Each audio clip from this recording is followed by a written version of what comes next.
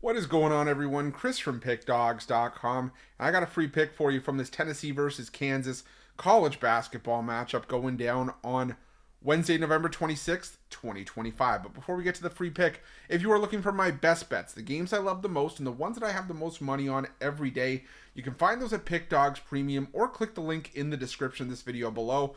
We've got so much free pick content on our website and on our YouTube channel that you know the plays on the premium side are our best of the best.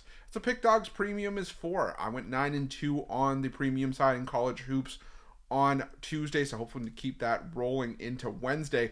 We've also got our Inner Circle VIP service. It's something we've been mentioning a lot in our videos as of late. It's not for everyone. It's for those who are placing larger bets of at least $1,000 or more per game, which is the requirement to be entered into the service. But we've had a lot of big bettors and high rollers join this club already, having a lot of early success with the one-on-one coaching, the bankroll management, the early releases. So if this sounds like something that's for you, reach out to the number on the screen and we'll get you some more information.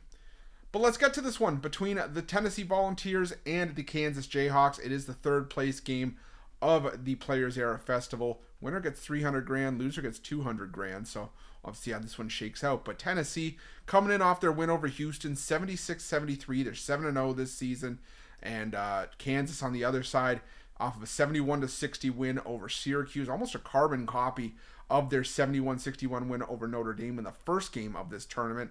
And Kansas 5-2 on the year. And you know, this is just kind of the perils of the nature of how this Players Era Festival tournament was set up. You had to be one of the teams that went 2-0, and you had to be a team that, that pretty much dominated in your two games from a point differential perspective, because those were the games that, or the tiebreakers that merited who went to the finals. And unfortunately for these two teams, they finished behind Gonzaga and Michigan, who just dominated their opposition. But Kansas did so by just holding teams down like Notre Dame and Syracuse. And you know, it's, believe it or not, the fourth game that Kansas has played against the ACC this season. They're 2-2, but the wins came against, like I said, two teams I think are on the lower end of the ACC this season, in Notre Dame and Syracuse. You know, Notre Dame not necessarily known for being a high scoring team, and you know, Syracuse was off the Houston game and in overtime in that one. And then, not to mention, Syracuse is another team I just don't think is going to be high scoring, another team I don't really trust all that much this season, and a team that really struggles at the foul line, and they left a lot of points at the charity stripe in that game as well. But I don't think Kansas is going to have the same success in this game.